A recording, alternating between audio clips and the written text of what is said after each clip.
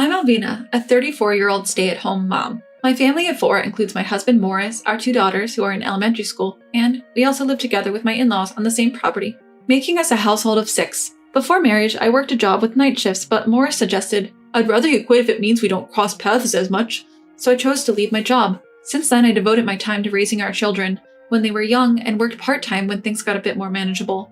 I wasn't very keen on the idea of living with my in-laws. At the point of contemplating living together, I was still uncertain about what kind of people they were, regardless of how wonderful they might be. I believed that a daughter-in-law living with her in-laws could lead to stress. So I felt relieved when Morris assured me before our marriage that we wouldn't have to live with his parents. However, right after we got married, Morris brought up the subject of living with his parents, saying, "I'm worried about my parents. What about living on the same property? It's not like we will be living in the same house, right?" I was taken aback and protested, but Morris countered, "Do you dislike my parents that much? We will live on the same property but separately. I just want to be near in case something happens. If our situations were reversed, wouldn't you want to live with your parents?" I found myself unable to refute him. My parents were still fit and healthy, living with my brother and his wife, so we were not going to live with them. I think that's why Morris could say things like, "If the roles were reversed, I would live with them." While I was still undecided and had not given my approval, Morris told me after a while, "My parents have already started building a house on our property. We can't refuse now." And so, we were forced into living together. Although I was unhappy, I managed to negotiate one condition. We will not interfere with each other's lives, and so our shared property living arrangement began. My in-laws adhered to our agreement of non-interference. We led separate lives in our respective homes, and I joined them for meals once or twice a week. The house they built on our property was beautiful, and I even began to think that it might be a lucky break for us since we would inherit it eventually. However, that was a big mistake. My mother-in-law slowly started breaking our initial agreement. At first, she would visit our house once or twice a week and ask for help with tasks that I felt were reasonable, such as, "My back hurts a little, can you carry this?"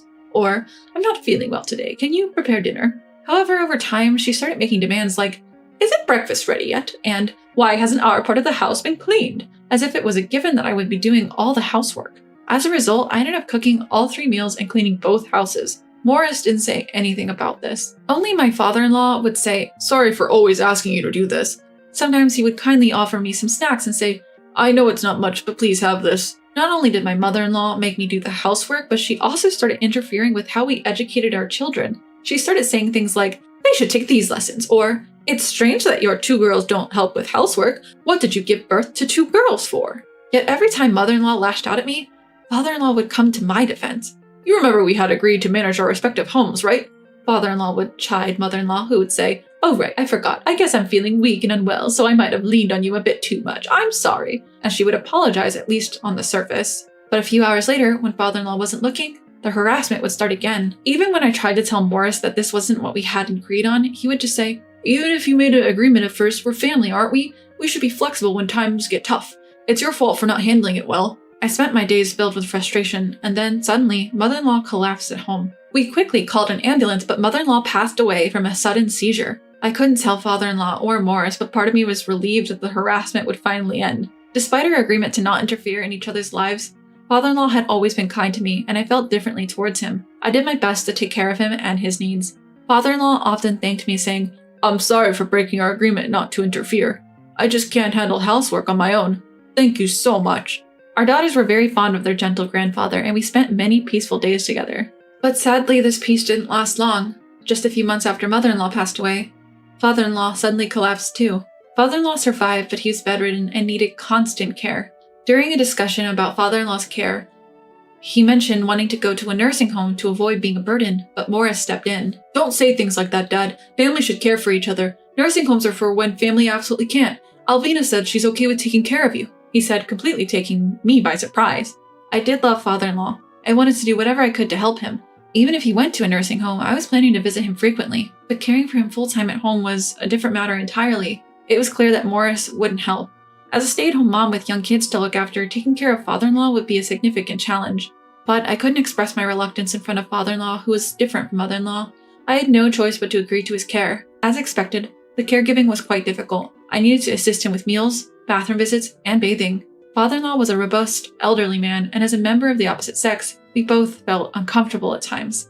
Every day, I'd assist with the kids' school preparations and breakfast, do housework during the day, care for the kids when they got home, and prepare dinner, all on top of caring for father-in-law. Every night before going to sleep, I'd think, "I somehow made it through the day." Then I would just collapse into bed.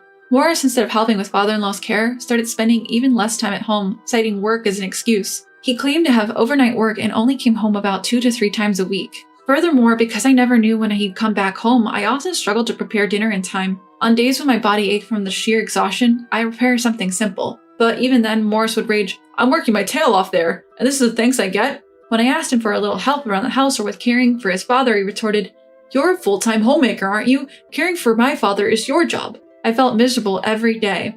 This distressing situation dragged on for 3 years. My 2 daughters grew older and began to help with housework and caring for their grandfather, which helped lighten the burden. Chantel pitched in every day, helping with cooking and cleaning. Janie tenderly wiped her grandfather's back each day, asking, "Does that feel good, Grandpa?" I was truly grateful to have such kind daughters. One day, Morris left his mobile phone at home when he went to work. Despite knowing better, I couldn't resist the temptation to take a look inside his phone.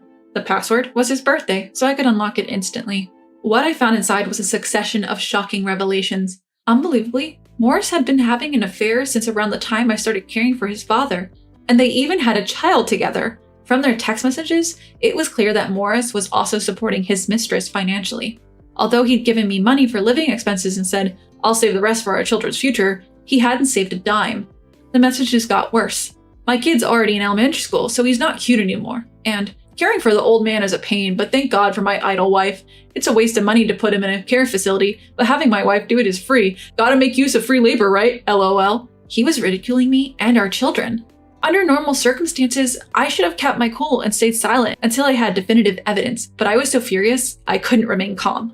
As soon as Morris got out of the bath, I shoved his mobile phone in his face and demanded, "What is this about?" At first, Morris seemed a little taken aback, but he quickly regained his composure. "You've lost your femininity since you had our kids," he said, scorn filling his words. "You've stopped wearing makeup, and your outfits are all about comfort. Since you started breastfeeding our second child and falling asleep with your mouth open, I felt completely turned off.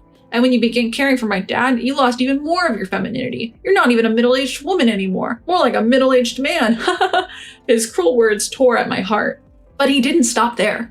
"You know, my girlfriend always wears makeup and takes care of her appearance, even after having a child," he continued, coldly asserting. "I have no plans to divorce you for appearance's sake, but my love is for her and our child. I'm not sure who'll go first, but once my dad is gone and our kids are adults, I plan to kick you out and live in the house with her." And so he continued to spew words indicating he considered me nothing more than trash, even though he appeared to have some concern for the children. I couldn't hold back my tears any longer. I too want to dress up and put on proper makeup, but you didn't help with childcare or housework at all. Juggling unfamiliar childcare and trying to do housework perfectly, I had to do it frantically, even if it meant messing up my hair. If you wanted me to look beautiful, why didn't you help with housework, childcare, or even the elder care? And even without a payback, shouldn't a husband and a father naturally help out? I pleaded through my tears, but my words didn't resonate with Morris. "That's not true. Look at other women. They stay beautiful while raising their kids. As I've told you many times, it's just that you're not efficient. You, a stay-at-home mom, have no right to argue with me, the one who's putting food on the table," he coldly retorted. "If you have a complaint, you're free to divorce, you know? For a woman in her mid-30s like you, employment opportunities are limited, right? You think you can raise our 2 kids just because you'll get a bit of alimony and compensation from me?" he sneered. I felt struck in the worst possible way, and I couldn't say anything in return. Thinking about the children, I felt I couldn't divorce. Seeing this, Morris said, "You can't, can you? If you care about the kids, you'll take care of my father until the end. After that, you'll work as my housekeeper. But don't worry, when the kids grow up, they'll help you out. So you better treat them well." He then went into his room with a satisfied smirk. For a while, I was dumbfounded and remained in place. Somehow I managed to regain my sanity and went to attend to my father-in-law. I intended to act as usual, but it must have been clear something was wrong. My father-in-law asked, "Is something wrong?" I tried to brush it off, saying, "Nothing at all." I couldn't hold back my tears, and I ended up telling him everything. After hearing me out, he said, "Alvina, I have something to give you. Can you come back in a few hours?" I did as he asked, and when I went to him after a few hours, he handed me a piece of paper with someone's contact details and said, "Contact this person." He then added, "They know everything. I should be the one taking action, but with this body of mine." He smiled brightly. A few days later, Morris told me, "As I told you before, I will be on a business trip for a week from now. Well, I guess it's better for you too if we call it a business trip, right? I will enjoy the sightseeing, so I decided to take this opportunity to take action." And a week later, "Hey, what the hell is going on? I come home and everything is gone?" Morris was raging and half panicking when he called me. I replied, "Oh, my, how was your week-long affair trip? Did you enjoy it?" Morris shouted, "Hey, stop messing around. I'm asking what the hell is going on." I decided to explain to Morris. The contact that my father-in-law gave me was for a Mr. Quarry. an old friend of his and a well-known, large-scale landowner in the region. Apparently, Mr. Quarry had always coveted the land where my in-laws' house stood and had been trying to negotiate for it. However, my father-in-law would always refuse, saying, "I plan to leave it to my son." But after observing the behavior of his son Morris and hearing my story, he seemed to have decided that his son was a lost cause. We had known in advance that Morris was planning to take a week-long affair trip because he was openly defiant and didn't try to hide it at all. Before that week, I had a talk with Mr. Quarry and we arranged to sell the house and land. It was a piece of land that Mr. Quarry had wanted for quite some time, so he was willing to buy it at a price considerably higher than the market rate. And during that week, the house was demolished. My father-in-law had requested Mr. Quarry, "This might be a bit selfish, but given the circumstances, could you do the demolition during this period if you're planning to anyway?" So when Morris came back, all he found was an empty lot. And we're going to have a new house built with my money my father-in-law got from selling the old house and land. Upon hearing this, Morris tried to persuade me to return to him, saying, "But you're jobless, aren't you? Even if Dad builds a house, you can't expect to be supported for the rest of your life. What are you going to do without my income? It's going to be tough, right?" I replied, "Well, don't worry about that. I did have some concerns about that part, but my father-in-law and Mr. Quarry have done quite a bit. I got a job offer from a company run by an acquaintance who happens to be looking for employees."